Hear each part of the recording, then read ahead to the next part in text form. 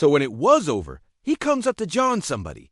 He said he looked around and says, "What's the," he said. "In 40 years of directing, I've never been called the," he said. Hollywood, the place of dazzling lights and smiles that seem never to fade, has long been seen as the land of perfection. But behind the makeup, behind those gleaming frames, lie bodies that were once damaged, stitched, braced with metal, and hidden beneath the glow. Some had to live their entire lives with 2 metal rods running along the spine, just to stand straight before the camera.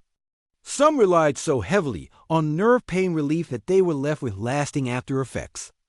And there were stars who once made the world swoon only to find themselves overnight permanently altered by a mysterious accident that Hollywood still hesitates to mention. In today's video, we'll look at 18 of the most famous stars of Hollywood's golden age. People you may not have known literally lost part of their bodies. Robert Duvall, the man who lost hearing but not his resolve.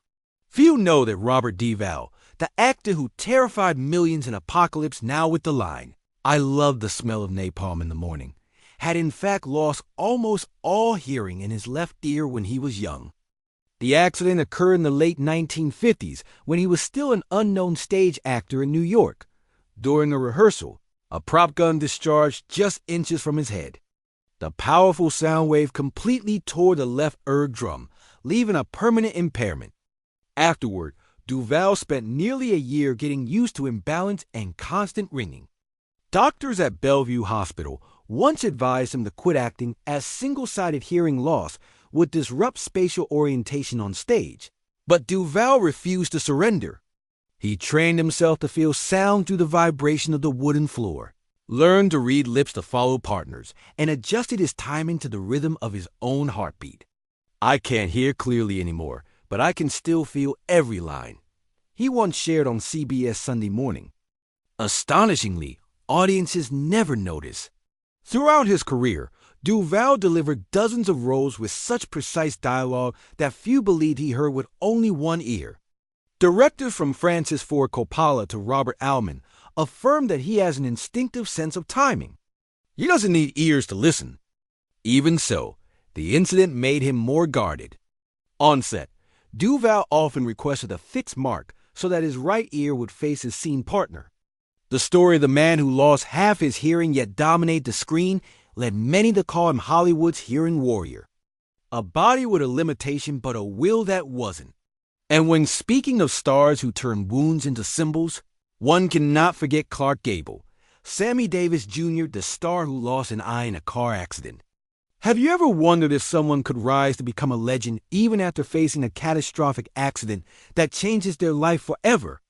Sammy Davis Jr. is the perfect answer. But his story isn't just about being a legendary musician and actor.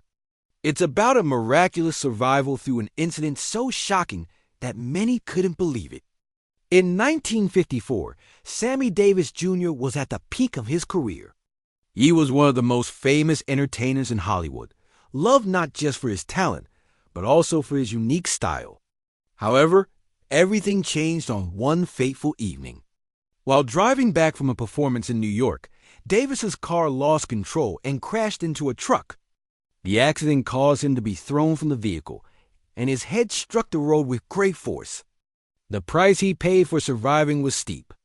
One of his eyes was severely injured, and Davis lost all vision in his left eye. The doctors didn't hide the seriousness of the situation and even advised him to give up his career. How can an artist perform on stage with one eye? They asked.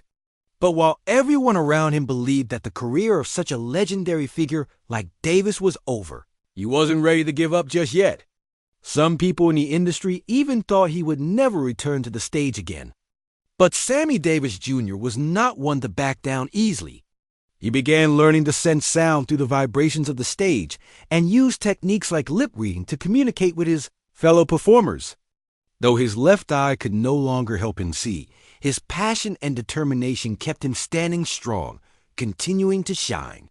Davis even shared with the press, "I can't see clearly anymore, but I can still feel the music, feel what I want to convey through every step of my dance."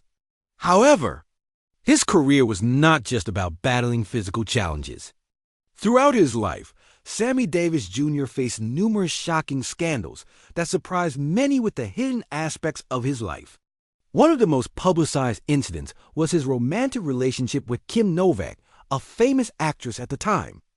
The two were spotted dating in the 1950s, and their relationship sparked a wave of criticism from the public. The love affair between a man of color and a white movie star, during a period of strong racial segregation, was not easily accepted.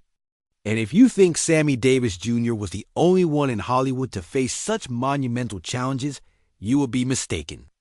In fact, the lives of great stars are not always paved with roses. A contemporary of Davis, who also had to fight through his own set of struggles, faced just as much turmoil.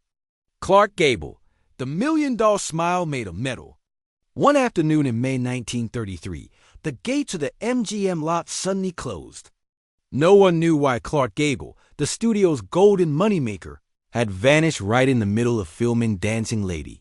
Rumors swept through Beverly Hills. Some said he had been injured on horseback.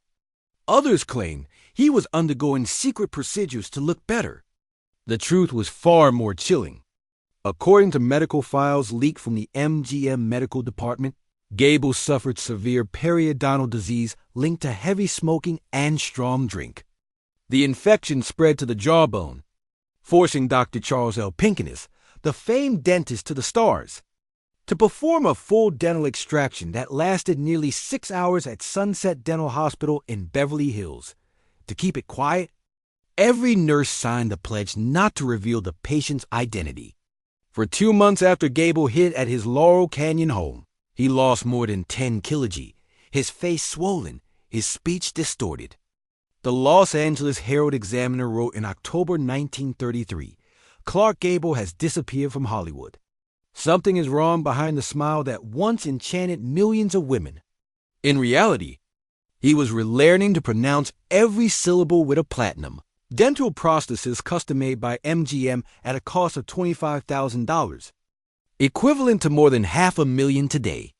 When he returned for It Happened One Night, 1934, Gable had to practice for hours so his smile wouldn't reveal the stiffness of metal in his mouth. Though the film won him an Oscar, backstage accounts note a lesser-known detail. Co-star Claudette Colbert once complained to Photoplay that he always keeps a mint before each take. By 1939's Gone with the Wind, Vivien Leigh reportedly called a kissing scene with Gable the most uncomfortable moment of my career due to a metallic breath, a point confirmed in makeup artist Monty Westmore's memoir. From then on, Gable always had a dedicated air purifier installed in his dressing room to head off whispers. In the late 1940s, the New York Mirror rekindled rumors that MGM funded a complete rebuild of the top star's teeth. The studio immediately threatened legal action, and the article was pulled within a day. 3 decades later, a nurse at Hollywood Presbyterian Medical Center wrote in her memoir, "He always took out his dentures before sleeping in place, them in a silver case engraved King." Gable. Hollywood finally understood that. Legendary smile was not only a symbol of beauty, but proof of the price of perfection. Across the ocean, a diamond goddess carried hidden metal scars beneath gowns. James Stewart, the hero who lost his hearing during World War II, in 1941. While World War II was raging, James Stewart, a man regarded as perfect in the eyes of the public, enlisted in the U.S. Army Air Corps as a pilot. He wasn't the only Hollywood figure to go to war, but he was certainly one of the most resilient. Stewart not only participated in combat, but also served as a commander, taking on dangerous missions in aerial combat. Over the course of his service, he flew more than 20 combat missions over Europe, enduring perilous bombing raids that put his life at risk. However, it was during these combat flights that Stewart faced a devastating consequence. The deafening noise of the engines and the explosions caused significant damage to his hearing. While those bombing raids didn't kill him, they left Stewart with permanent partial hearing loss. After returning from the war, he realized that not only was his spirit affected, but his physical condition was no longer as perfect as before. Stewart was forced to live with tinnitus and partial hearing loss for the rest of his life. But like many great stars, Stewart didn't let this hardship stand in the way of his career. Contrary to what many might think, he didn't allow his disability to affect his performance abilities. He continued to play iconic roles from It's a Wonderful Life to Rear Window, with a graceful and emotional presence that no one could tell was missing one of his crucial senses. Stewart is a living testament to resilience, that even when the world changes, the spirit of a hero can never be defeated. And in this glamorous world, we cannot forget a name whose career and life were filled with unforgettable ups and downs. Elizabeth Taylor, the diamond goddess with a steel back and scars beneath the dress. On March 23, 1961, BBC Radio issued an urgent bulletin. Elizabeth Taylor has been hospitalized in critical condition in London. All of Britain was alarmed. Papers reported pneumonia, but later records at D